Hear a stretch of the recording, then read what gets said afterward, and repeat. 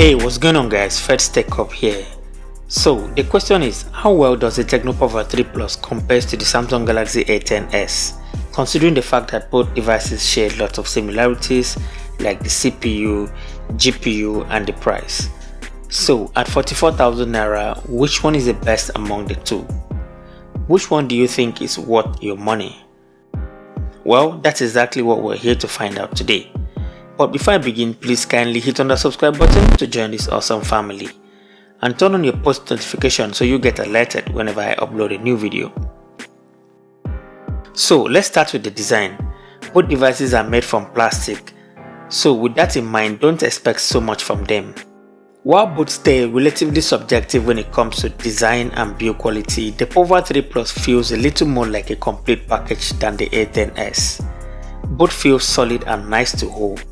But I feel the Pouvoir 3 Plus is a well-rounded device when it comes to build quality. Design-wise, this is quite subjective, but then I still prefer the Pouvoir 3 Plus design over the A10s. The Galaxy A10s feels much lighter here and you can barely notice there is something in your pocket. And that's a plus for the Samsung phone. Same thing cannot be said about the Pouvoir 3 Plus. Okay, let's talk about the display. The Tecno Pouvoir 3 Plus uses an AMOLED display while the Galaxy A10s employs an IPS display. So which one is better? Well, the AMOLED display on the Pouvoir 3 Plus sounds interesting on paper, but I can't really say it is better than the A10s display.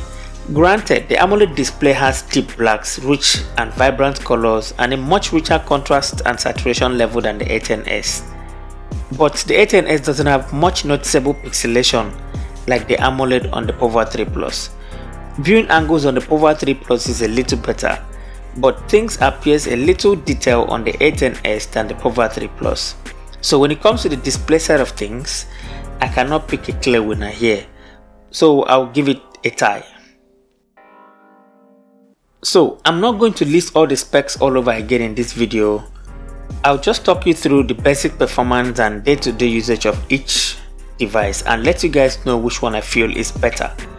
So if you want to learn more about their specs, I've done separate reviews on each of these devices. I'll drop the link in the description box below for you to go check them out. Both devices run on the same CPU and that alone might make you feel performance could be similar, right?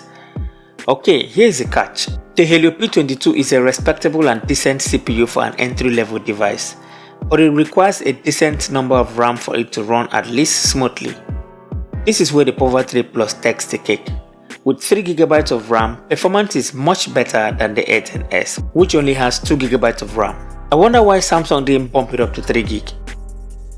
The A10s is noticeably slower here than the Pouvoir 3 Plus. So if you were expecting so much from the Samsung device when it comes to performance, then you have to consider the Tecno device or look elsewhere totally. Both phones come with a fingerprint reader and a face unlock, and it is sad to say that the fingerprint on the Tecno Pouvoir 3 Plus is a little faster than the A10s. Already, fingerprint on these devices wasn't that great in the first place, so having something slower isn't that encouraging. About face unlock, I would say forget it because they are not too secure.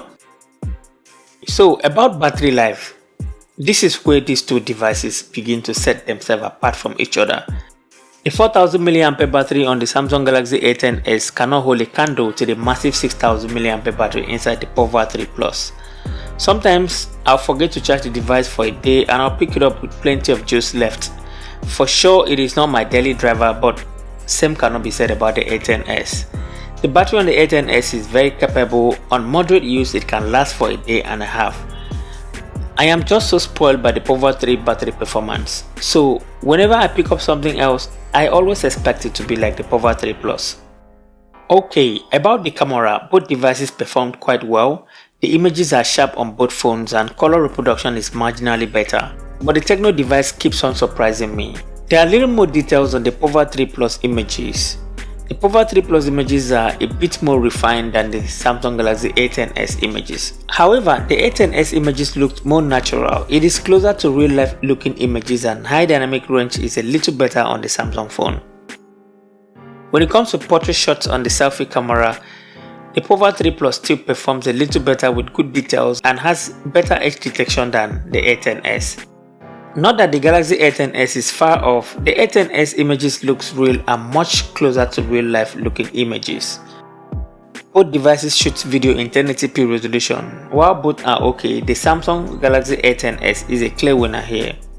Not only did it maintain its natural look, the overall quality is consistent in most scenarios, while the Pouvoir 3 Plus sometimes struggles with color balance. Alright guys, there you have it. The Samsung Galaxy A10s is a decent smartphone in so many ways, but it doesn't perform quite well in some tests as you've seen.